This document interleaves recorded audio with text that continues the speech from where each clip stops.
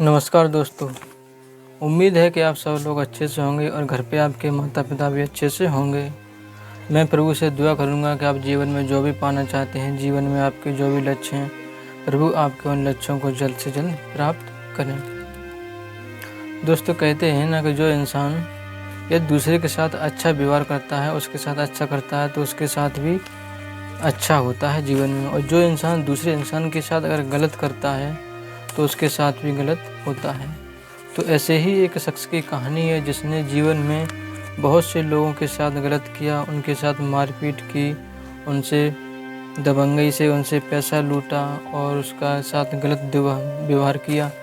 और जब उसने एक ऐसे व्यक्ति के साथ दुर्व्यवहार किया, मारपीट की, जो वह व्यक्ति प्रभु के सत्य के साथ में जाता था, जब उसके साथ उसने दबंगी दी तो उसके साथ क्या हुआ उस व्यक्ति के साथ, चलिए आज आपको हम बताते हैं। तो दोस्तों, ये कहानी है रमेश लाल नाम के एक व्यक्ति की। उत्तर प्रदेश के फिरोजाबाद जिला में एक ग्राम है दखनारा, वहाँ का ये व्यक्ति रहने वाला है और उम्र है इसकी 42 साल।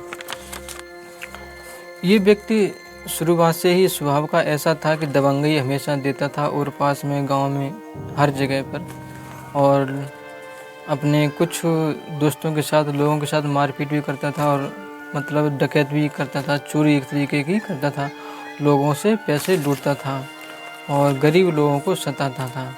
तो ऐसा ही इसका जीवन यापन चल रहा था और काफ़ी अच्छा इसने पैसा भी धन अर्जित कर लिया था लोगों से लूट करके। तो इसने कई ऐसे केस किए जिससे लोग इससे कुछ डरने लगे और इसके बारे में बुरा भला कहने लगे और इसे बद्दुआएं देने लगे। धीरे धीरे समय गुजरता गया। तो एक बार की बात है कि रमेश लाल ने एक ऐसे व्यक्ति को एक दिन पकड़ लिया जो प्रभु के सत्य के साथ से घर पे जा रहा था। तो उसके साथ इसने मारपीट की और उसके पास कुछ पैसे थे वो भी लूट लिए और उसे वहीं पर छोड़ दिया। तो वही व्यक्ति जो प्रभु के सत्य के साथ से घर पे वापस आ रहा था, वह जैसे तैसे तो अपने घर पे पहुंच गया, लेकिन वहीं से रमेश लाल का समय खराब स्टार्ट हो गया। धीरे धीरे समय इतना खराब आ गया रमेश लाल का कि एक ऐसी बीमारी से जूझने लगा जिसका कोई इलाज नहीं। और वह सोचने लगा कि आखिर मैंने ऐसा क्या कर दिया, मैं तो लोगों के साथ मारपीट करता था, लोगों से पैसे लूटता था, मेरे साथ आखिर ये क्या हो गया। किसी ऐसे व्यक्ति को मैंने कहीं नहीं लूट लिया जो शायद किसी भगवान का भक्त हो या किसी का उपासक हो। तो ऐसे ही सोचता रहा और धीरे धीरे उसकी स्थिति दिन पर दिन डाउन होती चली जा रही थी। यानी कि उसकी स्थिति ऐसी हो गई मानो वह मरने वाला हो। तो वह सोचने लगा कि मैंने शायद जीवन में बहुत पाप किए और उन्हीं पापों की सज़ा शायद मुझे मिल रही है।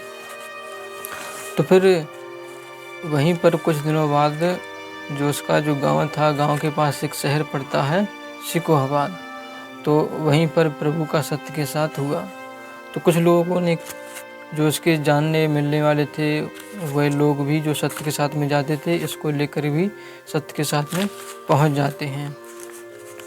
तो वहीं पर वह प्रभु से कहने लगा, बोलने लगा कि प्रभु, कहीं हमसे गलती हो गई है, शायद मुझे माफ़ कर दो। जो मैंने लोगों के साथ दुर्व्यवहार किया, लोगों से पैसे लूटे, डकैती डाली मैंने, साथ मैंने बहुत बड़े पाप किए, बहुत से पाप किए, शायद इनका अगर दंड भी आप देना चाहो तो वो दंड भी मेरे लिए कम होगा। इस तरीके से वह विनती करने लगा प्रभु के सामने।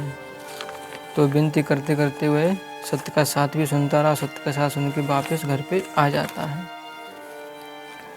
तो वह लगातार फिर सत्य के साथ में गया, जब तक सत्य का साथ वहाँ पर चला, वह लगातार सत्य के साथ में गया और फिर उसका जीवन फिर वहीं से एकदम बदलने लगा और सोचने लगा कि शायद जीवन में यदि हम अच्छा करेंगे तो हमें अच्छा मिलेगा, यदि हम बुरा करेंगे तो मुझे बुरा ही परिणाम मिलेगा। मैंने जीवन में अब तक बहुत से बुरे काम किए, लोगों को सताया, तो उन्हीं की शायद सज़ा मुझे मिल रही थी। यदि मैं अच्छे कर्म करूँगा तो शायद मुझे आगे का जो मेरा जीवन बचा है वो शायद अच्छे से गुजर जाए।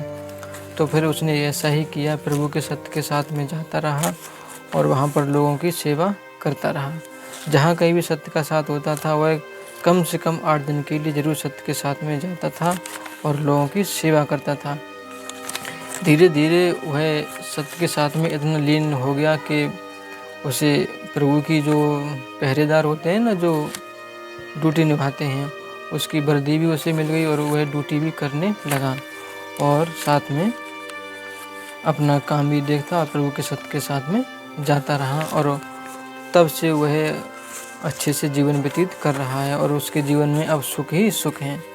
तो दोस्तों, ये थी रमेश लाल की कहानी, जो पहले बहुत बड़ा दबंग था, लोगों को मारता पीटता सताता था, पर उसके साथ गलत हुआ। मतलब जैसा उसने किया तो उसे भोगना तो पड़ेगा। पर जब वह प्रभु की शरण में पहुंच गया, उसे एहसास हुआ कि शायद अगर जो हमने गलत काम किया उसकी मुझे सज़ा मिल गई, यदि हम अच्छे काम करेंगे तो अच्छी मुझे परिणाम मिलेंगे। तो फिर वह प्रभु के रास्ते, बताए गए रास्ते पर चलने लगा। तो दोस्तों, उम्मीद है कि आपको ये कहानी अच्छी लगी होगी। यदि आपको कहानी अच्छी लगी हो तो प्लीज़ वीडियो को लाइक करें। यदि आप भी ऐसी कोई कहानी जानते हैं तो प्लीज़ हमें कमेंट बॉक्स में ज़रूर बताएं। धन्यवाद।